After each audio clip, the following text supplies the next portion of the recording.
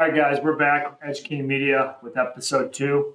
I got to be honest with myself and all the viewers, even though there wasn't too many viewers of episode 1.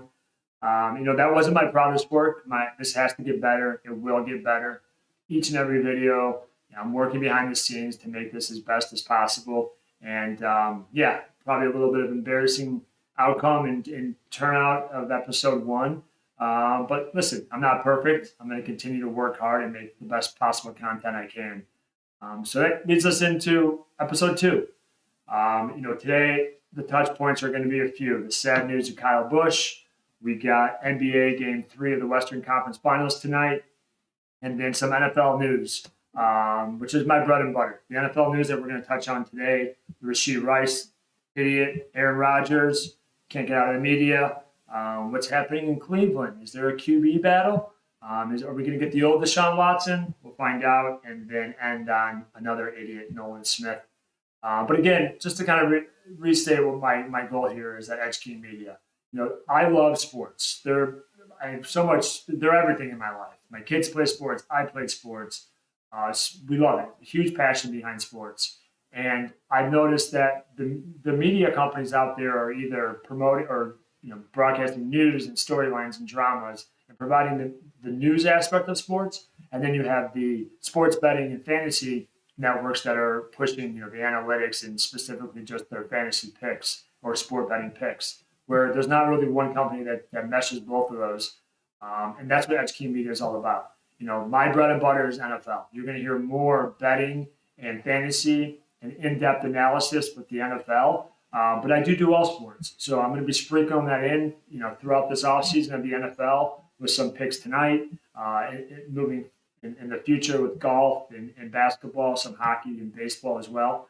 But know that it's going to be more on the media side here in the beginning while I try to grow this audience, because come June, July, August, when football season really starts happening, is when you're going to get the most money-making advice, I guess you can say.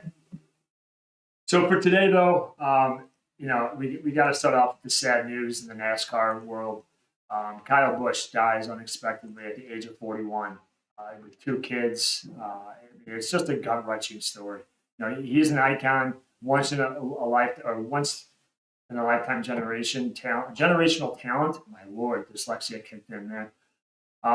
This one really, I'm 41. Him being 41 and dying like this unexpectedly. It rattled me, and it rattled everyone in the sports world. He was 3 days away from racing in the Coca-Cola Classic. His family comes out yesterday and warning, saying that he's not going to be able to race this weekend due to an illness. And the next thing we know, later in the afternoon, we find out that he died. I think about 2 weeks ago, he was complaining of a bad cough and needed some doctor's attention because having troubles breathing. I know that beginning of this offseason, right before the NASCAR season started, he had a horrible gash. I'm not going to put it on film right now, but he had a terrible gash above his knee where it could be a blood infection. There is no cause of death that's out there right now. And when something like this and an icon like this passes away unexpectedly, you're going to get a lot of people asking questions and wanting answers. My heart, thoughts and prayers go out to his wife, his kids. I think his kid just had a birthday a couple of days ago. I mean, it's sickening. It's very hard to hear. Again, thoughts and prayers go to his family. Phenomenal talent, like a once in a lifetime generational talent. His stats you guys have all heard. I mean, he was the best of the best. But now, kind of the sad part is like, how did he die, right? There's a lot of speculation that's going out there right now. And, I think here's how I look at it, right? We've been seeing a lot of stuff on social media about, people trying to connect the dots and they want answers. And that, I think what's important is we gotta know what's factual and what's not. Point out the facts, right? In my eyes, from what I see, yes, he did have a lawsuit with the Pacific Life Insurance Company. I think a lot of people are kind of drawing this angle into a conspiracy of if he was whacked or not. His wife Samantha sued Pacific Life in October of 25. They were claiming $8.5 million in losses. They allege that the life insurance agent sold them this complex life insurance policy that ended up being a scam. Up here on the screen now is him and his wife talking about how they got scammed and what they're doing not only for themselves but to protect society. So yeah, there's a lot out there right now. I guess Busch claimed that he paid over like $10 million in premiums that he thought he was going to be able to withdraw tax-free after the age of 52 or something like that. And here's what we do know. The lawsuit was settled in February 26th, 3 months before he died. The settlement amount we don't know. It was confidential, so we don't know who paid what. And Pacific Life said both sides reached a confidential result that was mutually acceptable. I know it doesn't make a lot of sense. I think right now where I land on this is yes, the lawsuit was real. Yes, the money was real. I think people deserve to ask questions and want answers. The settlement happened so quickly with confidential terms of him being robbed over $8 million right before he dies. I understand why people are asking questions, and I think it's fair, right? What I will say is when a 41-year-old man dies three days before a race with no cause of death given from a mysterious illness that came on in weeks, we all want answers, right? His family deserves answers, most importantly. But we should all be paying attention to what comes out in the next few days before we start saying this was a hit or whatnot. There are a little concerning. It kind of makes me a little uneasy thinking about this. But again, let's let the facts play out. But most importantly, let's give his family the privacy they deserve, and best wishes to his wife, who now is a widow of 2 children. I mean, that story is just gut wrenching. And I wish nothing but the best for his wife, and hopefully, they get the answers they deserve. I'm sure I'll be reporting more on this as more facts come out. But that's where I sit with it now. Horrible story. It rocked the sports world yesterday. And, thoughts and prayers. Now, to kind of move on to more exciting news, it's kind of tough to follow that up with talking about upcoming sports, but that's what we have to do, right?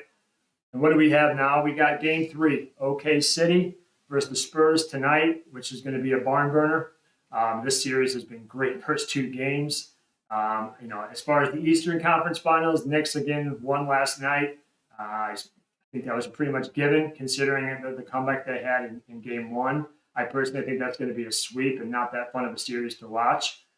So the Knicks fans are going to get their wish of reaching the finals. But they got 2 giants out in the West going head-to-head right now, who I believe, and I think the majority of America thinks, or the world thinks, will be the eventual champs, either the Spurs or the Thunder.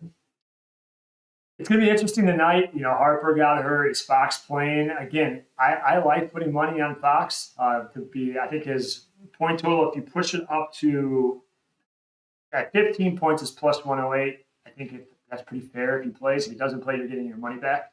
And one other bet, SGA. Let's see if Williams is going to play or not, but a lot's going to be riding on his shoulders. He's a superstar. His point total right now is at 30 plus, but if you move that to 35 plus, which obviously is a ton of points, you're getting plus 202. He's going to have a huge night if we're going to pull out Game 3 in San Antonio. So that's where I like my money. Should be a fun game to watch. The Western Conference Finals has been must-watch TV, so we'll tune in there tonight. And moving on to our other 3 stories. What in the world is this guy doing? What is Rashee Rice doing right now? Yeah, he's gotten in trouble. He's a crazy talent. Obviously, he's on probation, and now he's in jail because he tested positive for THC.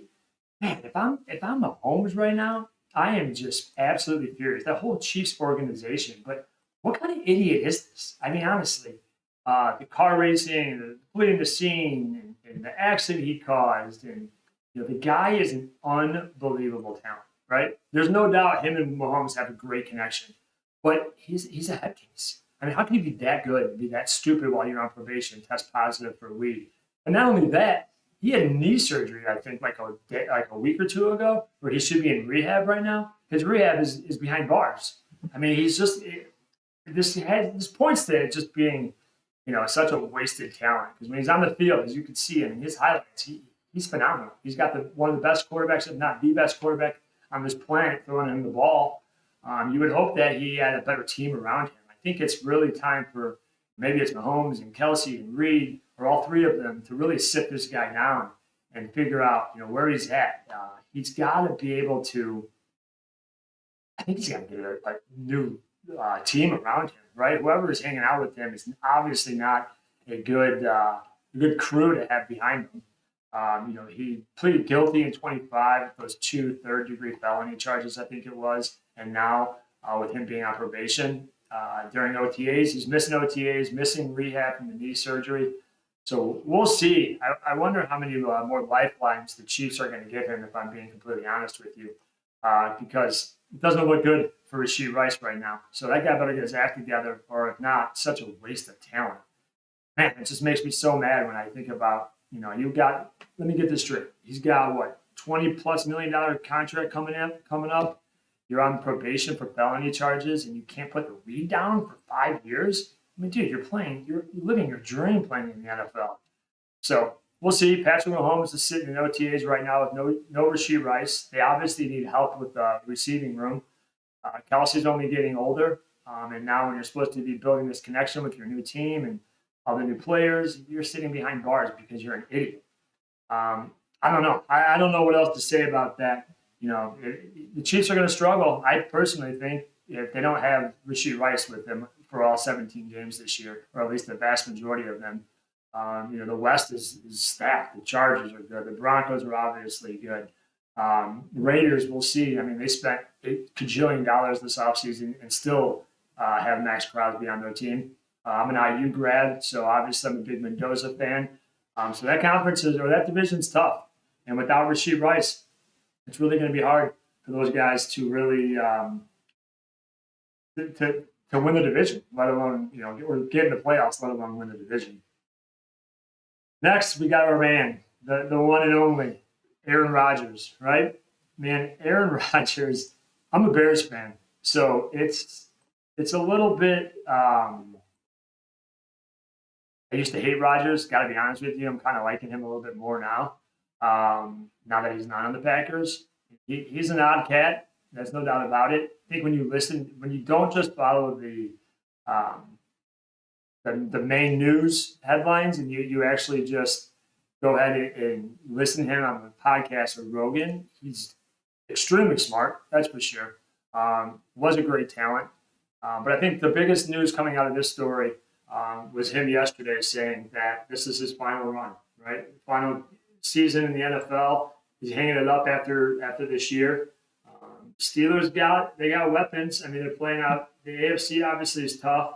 We'll see what Rodgers does. I think the Steelers are happy that Rodgers is back. Obviously, otherwise they wouldn't have given him $26 million, I think it was, guaranteed, or 25 guaranteed or whatnot.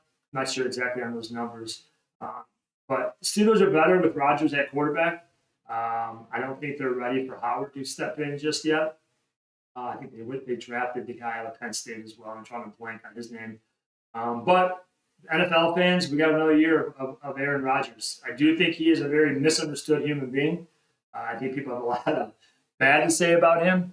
I don't necessarily think he's a bad guy. Everyone says he loves the spotlight, loves being in the media, loves causing drama. But when you hear him on McAfee, which I'm a huge fan of, he always states he doesn't like the limelight. He doesn't want to be in the spotlight.